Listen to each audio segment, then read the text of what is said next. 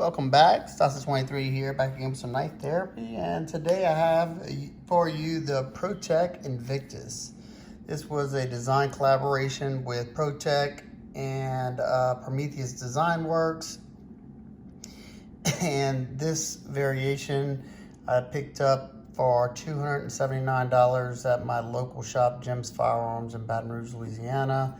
And if you're interested in this exact make of it with the black and the red button, I think they still had one left at the store from the time I'm recording this.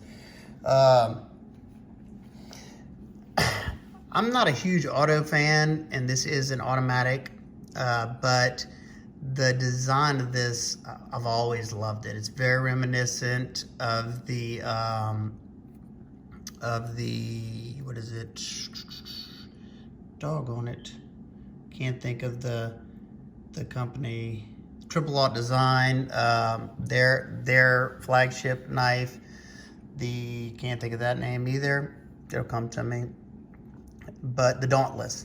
And I'm pretty sure the designer of that is the designer of this. He also he has made a frame lock version of this, and that's something I definitely wouldn't mind getting my hands on, but I don't know if they're discontinued or if he's going to be doing any more runs of it, but decided this was the next best thing. And aesthetically, I think this is a beautiful knife. You have this pretty nice sized spear point blade with I'm guessing that's like a PVD coated, black coated, and we'll say it does hold up well. As you can see, it's a user for me, and even though it does show some signs of wear, it hasn't broke through the coating. And I don't know, I might be able to even get that out. And I've cut a good bit of stuff with this to where it's probably not even sharp anymore. Yeah, probably need to sharpen this.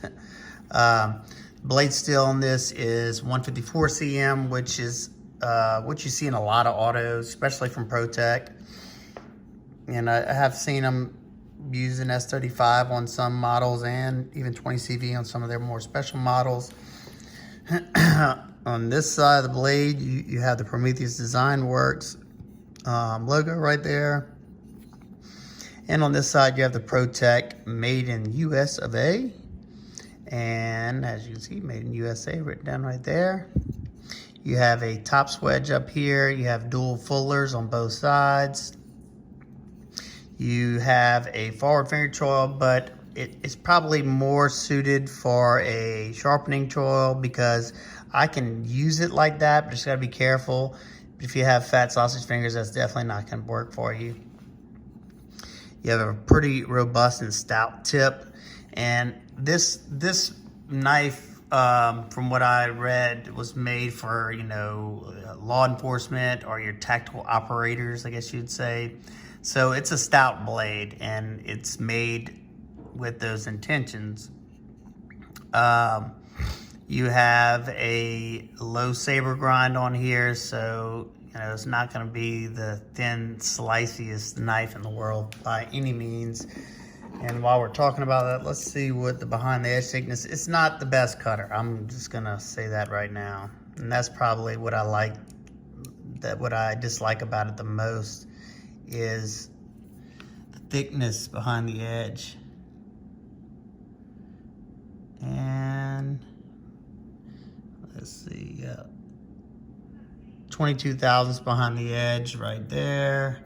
And then when you get closer to this tip, it is 25 thousandths. So, I mean, not the worst I've seen, but it's definitely, it's like I said, it's made to have edge stability, and 154 cm is already a good tough steel, and leaving, that much meat on it, you definitely gonna be able to do some heavy work with it. Some light prying if you needed to, or whatever you shall choose to do with your knife. They listed that the 154 cm was Rockwell 259. I guess that's going to give it some added strength. So they didn't take it up too high. I don't know how high you can actually take that steel. You do have some functioning jimping right there. It's definitely going to grab onto the thumb. It can be kind of uncomfortable without gloves on, depending on what you're cutting. If you're just cutting boxes, you won't notice it because you can go past it if you need to. But if you're bearing down, you don't have gloves on, you're definitely going to feel it. Watch, I'll push down on it, and you can see the marks on my thumb. But like I said, that can't be a complaint. I mean, it's not a problem, because that's, that was the intended nature for people who do wear gloves to do, cops and military and stuff like that. So definitely not a flaw. The button to disengage the lock on it, and so you can close up the auto firing button. This one, on this particular one, is in red G10. I think it's a nice little pop of color with this flat black hard anodized aluminum scales that, let's see, that are just flat with the heavy contour, with the heavy chamfer going all the way around it. I like the line pattern. It is that, chalkier feeling, kind of like on the 940, and say this Benchmade bailout, that same type of feeling with the aluminum. And this is the, I think, 6061 aluminum. The good stuff. It's dead centered, and this thing has some recoil. Watch this action. This thing comes out with a thwack. And the knife that I can compare it to, if you own or have handled Microtech Stitch, that thing's got some severe recoil. It comes out hard. This one comes out pretty close, in my opinion, and at least on mine. This one comes out close to the Microtech Stitch. That thing, definitely, you got this nice size blade here. I say nice size. Let's get a length on it for y'all. You have a blade about 3.5 inches. You have a total length of about 8 1/4, a little shy of 8 1/4. So it's a full-size EDC knife.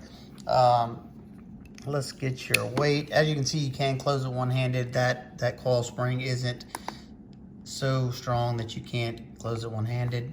3.87 ounces, not bad whatsoever for an all aluminum knife. It says tip up, right hand carry only. You do have this deep carry pipe clip. They went with the longer one. I prefer the shorter one, but I guess with the longer knife, that's safer. It's got a good bit of spring to it. It's got that spoon shape to it. As you can see, coming in and out of my pockets, getting some yuckiness there. Torx T8 on the body screw and on the pivot, very nicely done, as you can see. Wait, let me make sure something that almost looks like an Allen, but I don't think so. Let's see. Oh, that might be an Allen. Is that? Yeah, that's an Allen. That's an Allen. Sorry about that, peeps. An Allen wrench. I don't know what size, because I don't need to take this apart. I usually don't ever take my autos apart. I only have a few though. In the close position, they do have a lock right here. You just slide it up right there, and it doesn't allow to fire if you're nervous about it firing in the pocket. But even though it's not recessed into the handle, you have to, if I'm just holding it like this, kind of pushing down on it, it's not coming out. You have to deliberately push that thing out to get it to come out. But like I said, if that's not enough for you, then put the lock on. In the open position, that lock doesn't do anything, but in the closed position, it keeps it from deploying. It is a plunge lock, button lock. You have a geared pattern in this clamshell style scales. Give you a good bit of grip there. It looks like this clip might be Parkerized. Maybe not. No, it's not. It must be coated, because you can see it right there where some of the paint came off from probably dinging up against stuff when I'm in the shop. You got a little bit of side to side. I find that kind of common with autos, but absolutely no up and down whatsoever. I don't mind the side to side. I don't think it's any issue with the knife. Ergos are pretty darn good. That deep chaw right there lets my fingers rest in there, and I get a good strong grip. This grip is good, and this reverse grip, it's okay. It's not the best in the reverse grip. The most comfortable for me is in this hammer grip right here. Let's get some size comparisons. Got the Benchmade bailout. The bailout is pretty much the same exact size. Maybe the bailout might be a hair shorter. Got the Spyderco Para 2. The Para 2 is a little bit longer. Spyderco Smock. The Smock is a little bit shorter. And another USA produced blade. You got the TRM Atom. The TRM Atom looks like it's the same exact length. And one more. My Protech SOCOM Elite is a good bit longer. So there you go. Nitpicks, complaints. I don't know. It's kind of hard because, like I said, I'm not a huge auto fan. It fires hard. It is rather thick behind the edge. But like I said, that's not a fault of this knife. You know, they were intending it to be a overbuilt, hard use knife for, you know, operators. Other than that, you know, I like it. Like I said, I would maybe rather see the shorter clip on this one. And I'm not sure if I'm gonna end up keeping this or not. Like I said, I don't carry autos that much. They're legal here, but I don't get as much enjoyment out of them. You know, everybody likes what they like. Even though I enjoy doing that here and there, it scares everybody around me. So I tend just to carry this when I'm by myself in the shop. If I do decide to keep this, it'll probably get sent off for a regrind because it's definitely a nice candidate for a regrind, which I think. I would love to be able to get my hands on one of the frame locks, but being that probably won't ever happen. Especially they make a smaller version, I think called the Honey Badger or something like that, or the Badger. It's the same design, but it's just a shorter version. Oh, I would love that. That one's definitely on my list. And I checked the site, and the steel they use, I can't think of the name of the company offhand, but they have a few different knives out right now, and they use this, it's not even steel, it's completely rust-proof blade material, and something I definitely want to check out. So you'll probably see one on this channel eventually. So there you go, just a quick video showing off the Protech Invictus. If you have the Invictus, let me know what you think about yours and which one you have. And if anybody knows anybody that has the small Badger, let me know. And real quick before I let y'all go, if there's something that I got made, if you hadn't seen it on one of my other videos yet, I contacted this company, Appalachian Laser, there's the owner, after getting this dumpster fire coin made, that he made just for the COVID-19 on this side. This is in brass. You can see the what you call lasering, and then the murder hornets on this side. I just thought it was funny. So seeing the quality and how well and very deep this lasering was on this, I was very impressed.